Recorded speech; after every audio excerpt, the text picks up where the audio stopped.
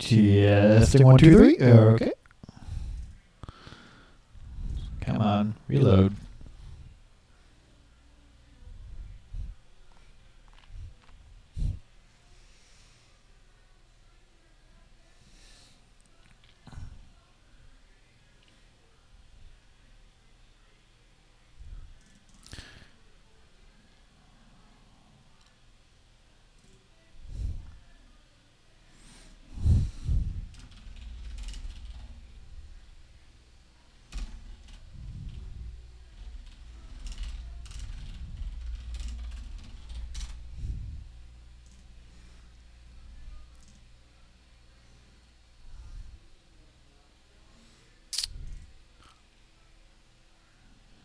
Share a link. Nice. There we go.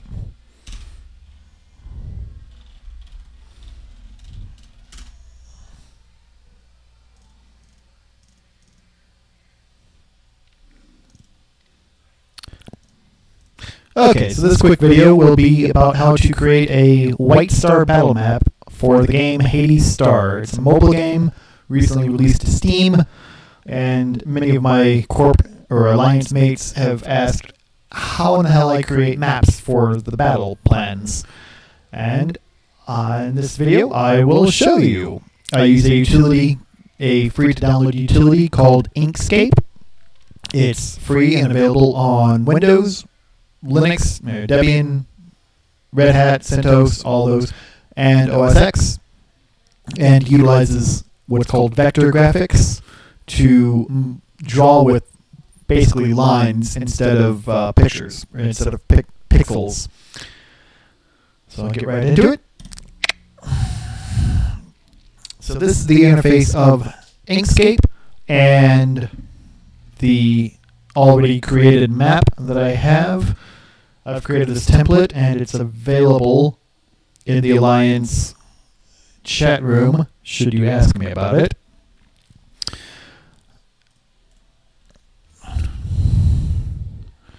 And this is the kind of template that I have. So the first thing is I use layers. So I'll go to the game map static. Nope, game map. Yep, there we go. And I will drop in a screenshot of the battle map that I just took a screenshot with my phone and dropped it in. There we go. And it's a little teeny tiny, but that's okay because we can make it larger. I hold Control to resize without scaling or without distortion. Otherwise, they get these weird, like squished maps. So we'll just line it up with the top border. Looks well enough there. And scroll down. Line it up with the bottom one.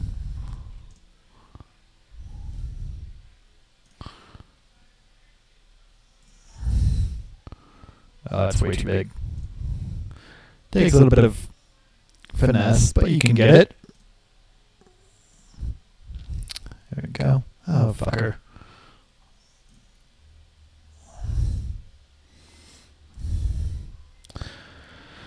So it doesn't line up perfectly. Have a few issues. I think the game client or the map that I created rotates it just slightly off by a couple degrees, so we have some little issues with the sides of the sectors, but it works well enough. So I'll drop that in, and the probably should have done this first. Oh, it doesn't actually save my map code. Well, that's unfortunate. You have the different tools on the side, right here. So I'll go to the Create and Edit Text Objects, then click on the map code and it highlights it. And I'll just open up the game client real quick so I can pull up the map code.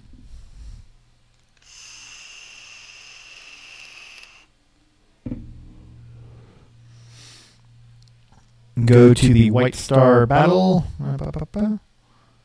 Visit. Looks like the map code of this particular battle is VAP TAC 4760. Drop in today's date. This is just so if I look at the picture of the map, I know when it occurred. No other reason. And you have the different icons on the side. The top one is most commonly selected. It's select, so it lets you grab something and move it. Like sometimes you grab the wrong item. But Control Z always undo, whatever. On Apple, it should be Command Z, but same diff. I have it laid out in the standard left to right and then top to bottom coordinate system. I also have different coordinate systems that you can select.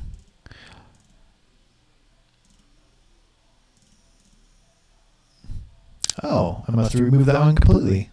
Oh. It used to be there. Okay, never mind. Looks like I only have one now. Okay.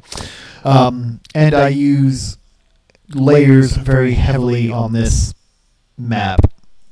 So if you want to hide the grid, you can hide the grid, you can hide the game border, anything like that. So you need to make sure that you go into, where is that? View, I believe.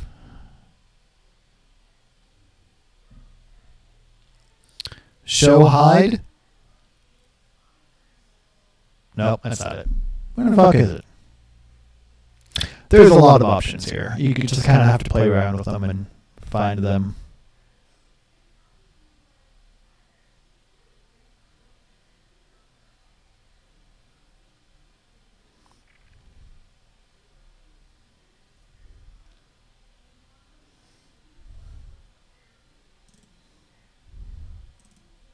Or you can hide them all. That works. Okay. Oh. Internal error will now close.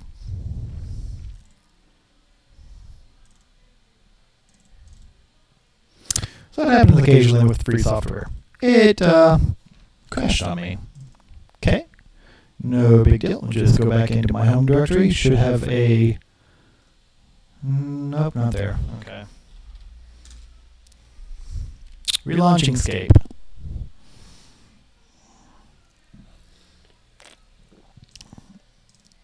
Well, now we have an open one anyway, so that's fine. Let me move my windows back in. Nope. There you go. Dock my layers. Dock my fill and stroke. That's about as small as it'll get. Reopen, resend, template.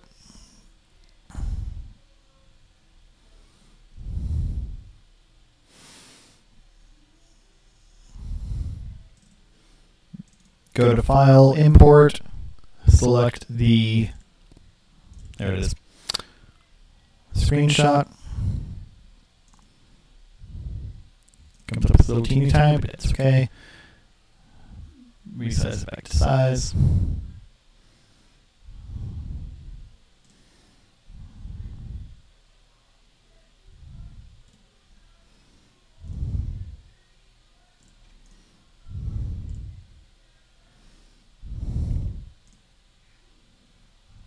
Close enough.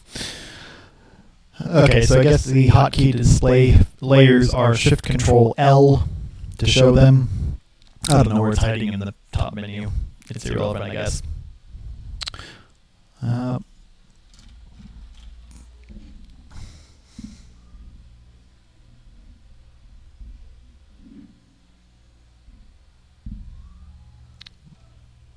Reopen the game client to get the code again. Crashed on me.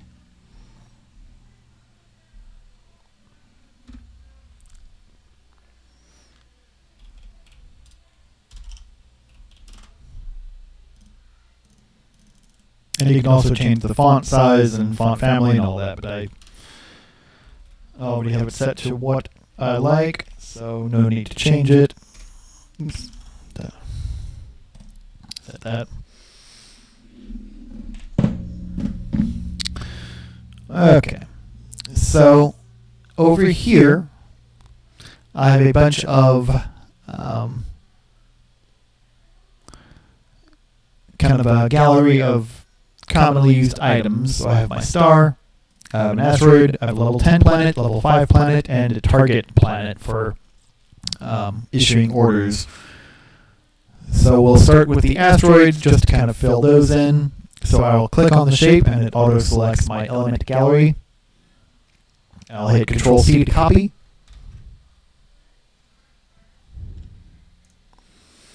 And then let's put them in orbital bodies. So I select that layer, zoom in a little bit. I'll just go through and paste the objects about where they go. Doesn't need to be perfect, but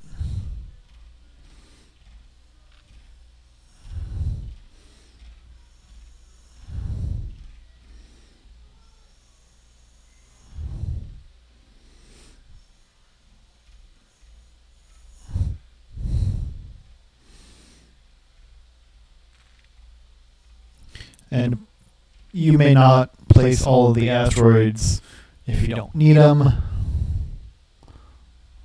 Some people don't.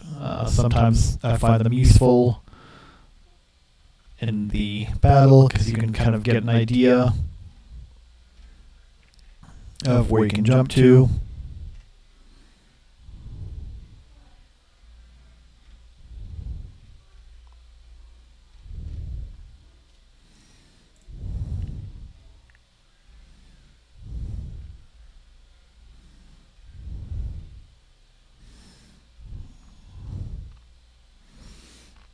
And all I'm doing is moving the mouse to the position on the imported screenshot and then hitting Control V to paste. And it will paste for the selected layer on the position that the mouse is currently at.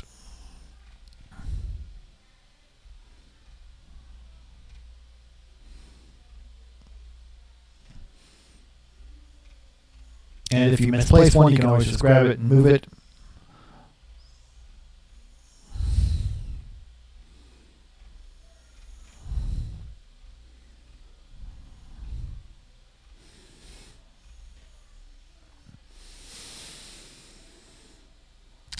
Looks like a... Oh, missed one. It's a couple, actually. Okay, should be about all of those. Let's scroll out. I will hide my game map just by clicking the 3 lines. Don't really know what to call that. Oh, and I missed A4 and B4. Okay. Oh, A4 contains all of the ships currently, and it's the gate sector, so I won't worry about that. These all seem to be hiding under those. I'm just going to kind of guess where they are based on the mob spawn points. That looks good enough. Okay, next thing I'll grab are the gates themselves. Scroll back out. And I have my gates here. I have my enemy gate and my corp gate, red and blue respectively, so I'll grab the corp gate, copy that, then go to gate positions on the layer sheet. Again, mouse over about the center point of where the gate will be at, paste, and then go to the enemy one, copy, go to gate positions and paste. And they'll probably require some work. Yeah, that was way off. But that's okay, because I can just grab this, move it down to where all of the ships are at. That looks about good. About in the center. And then the arrows are move, but if I click again on the object, it changes to a rotational type option. So I'll grab one of the corners when it's in this, and I can rotate the object based on its center point as set, and I set the center point to be on the gate itself, so most of the battlefield, or all of it in this case. And the point of this is it just shows the immediate area of effect or of control away from the gate.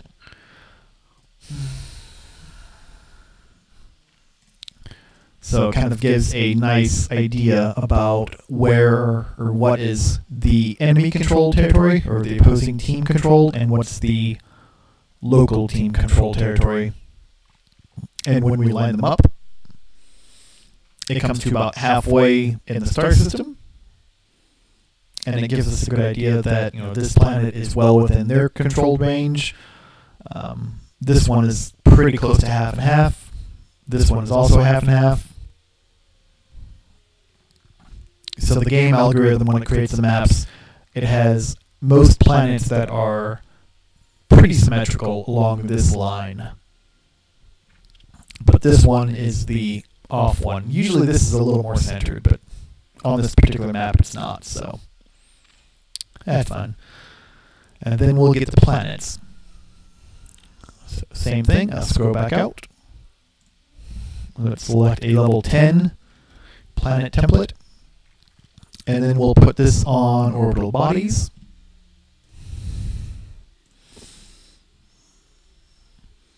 Zoom back in. And on this orbital body, or this planet, paste that, paste that, paste that. There are 3 of them on this map. And then there are a couple level 5s. So I'll scroll over, grab the level 5, go over to orbital body, paste it there, paste it there. And now if we remove the static map itself,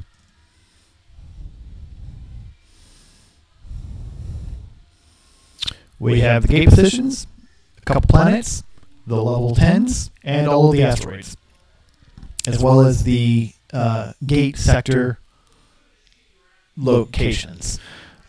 MyCorp uses that format so we know where to dispatch ships to. So if it's like the planet in D3, we know it's talking about this planet because it's Alpha, Bravo, Charlie, Delta, 1, 2, 3. So shows that way. But the game developer published a new planet, a level 1 planet, which I don't have yet. So this will give me a good chance to create a new planet.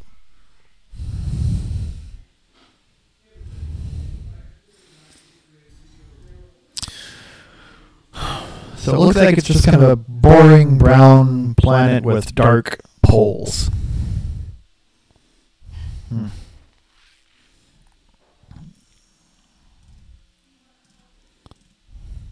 Yep. Let's see if I can use the pick colors from image tool.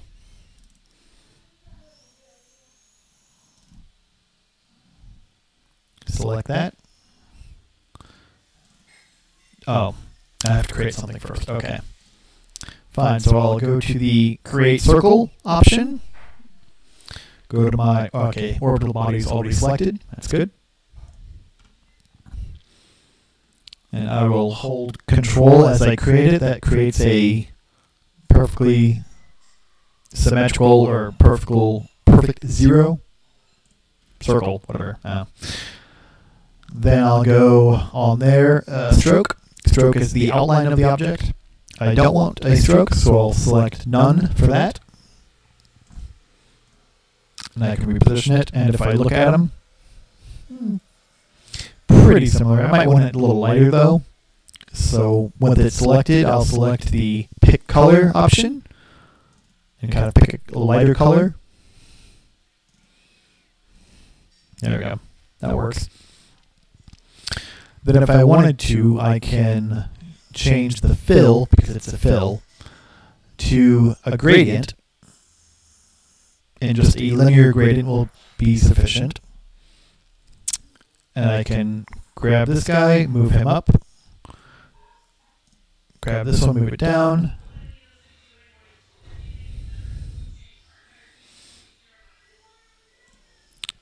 Which provides almost what I want, but I want a little more.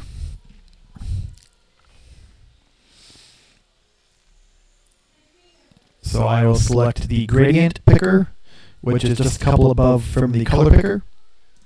Create and edit gradients. Then up top I have my different stops that I can select. And on the UX, it changes the selected element a little bit. The first stop is fine, but the second one, I want to change that to a darker color. And it has alpha, so you need to remember to increase that, like transparency. And I'll drop the lightness.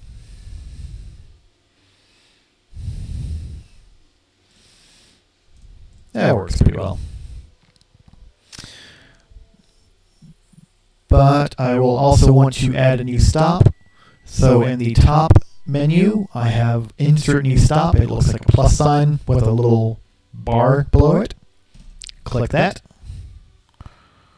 And then click, double click anywhere. Okay, so the middle stop, I want to, there we go, select that color for that. Then I'll select the other one and select the dark color for that. Yeah.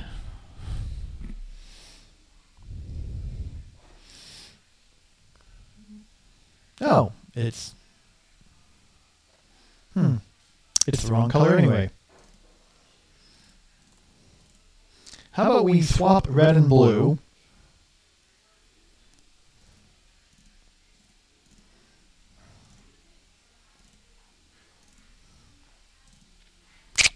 There.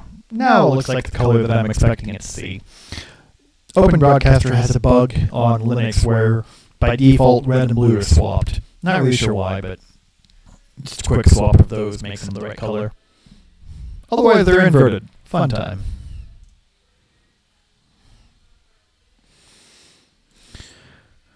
So that's not bad, but let's select the gradient tool, insert another one, and insert another.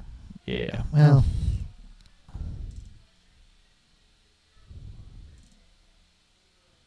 Put one down here. There we go. I think what I'll do with these, I'll select those stops.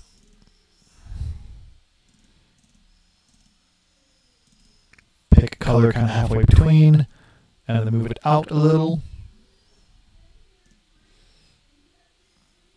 This stop, same thing.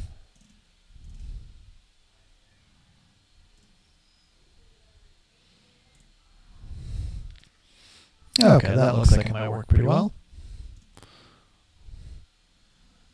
Make it a little tiny bit bigger. Again, I'll hold Control to make sure that it doesn't resize ununiformly.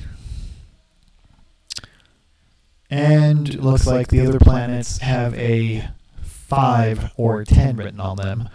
So I will hold Control to select the actual element, the actual text itself. Copy that.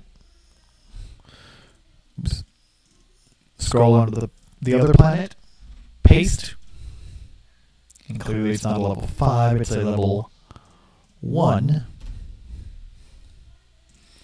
But that gives us that. So then I can hold Shift and click on both of them to select both at once. And then I'll group them together. By grouping them together, it makes a single object that if I just grab it and move it, or grab it and copy it, it'll copy both objects at once. So that hotkey is Control-G. And now I have a single object with a 1 stamped on it that I can move around and manipulate as I please.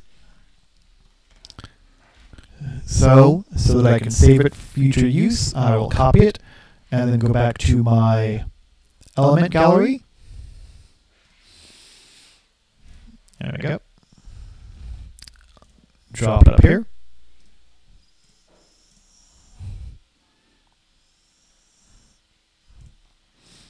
Along with the other planets, so I have my level 10 planet, my level 5, and my level 1. That should work. Scroll back over to the map. Select the element, and it auto-selects the layer it's on. Great. Because I need to copy it. Control-C again. Go over to the enemy territory, because they have a level 1 right here. Plop it down there. And that should be the bulk of the work needed to create a battle map. To double check, I'll just go down to the game map, hide it, because that will hide the underlying map screenshot itself. And it looks like I'm missing G1, but that's their sector. I'll put the gate positions back on so I can see that again. And, yep, looks pretty complete. We have the gate sectors of the two teams. We have all of the planets that you can mostly easily see. That level 1 doesn't show up too well on the red area, but I think it'll be fine.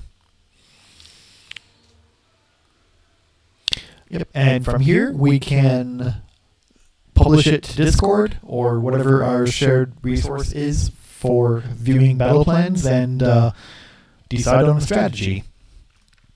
So one thing that we like to do is we take this little arrow guy, copy it, and then go to the movements and orders, and we'll say, hey, we want to attack like this planet, or whatever the case may be. And so you can move it around to the different planets to indicate, you know, what your team is going to be looking for, or like, I don't know, the sun, the star.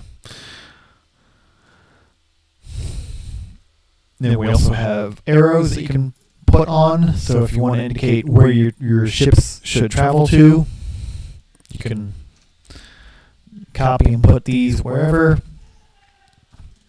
And in order to move it without distorting it, you select the second option down, the Edit Path by Nodes, and that allows you to select the actual object itself. So if you wanted to, you can say, oh, we're going here, and then you grab the path itself, and you can rotate, or you can move that. Like, oh, but we're going here first. So you can make a nice curved path for it. And it gives you these, and you can have all sorts of fun. Or delete, just deletes the object. And that's about it. That's kind of map making 101. Just don't forget to go to File and Save As, in my case, so I don't overwrite the original. I'll give it the code. 4760.svg. These are all scalable vector graphics. So the nice thing is it's standard format, so you can also open this file in a web browser or a graphics viewing program or anything that can view them. And the only other remaining thing is for export, because if you do need a raster pixel-based image, you just go to Export, which is Shift-Control-E, select Page. By default, this one will export to 3400 by 3800. That's a little big, so I will decrease that down to, let's say, 2000 and 2205 high. Give it a file name. And this is why I have the code written on the image, so I can quickly refer to that when I'm exporting and managing it. And then we've already selected page, so that's good enough. Oh, we don't need that selected, so I'll just remove that object. No need publishing weird orders. And export. That's it. That just created this game map as a PNG that you can publish wherever you need to publish. So, nice and simple. Hopefully it's pretty easy to get started. Good luck.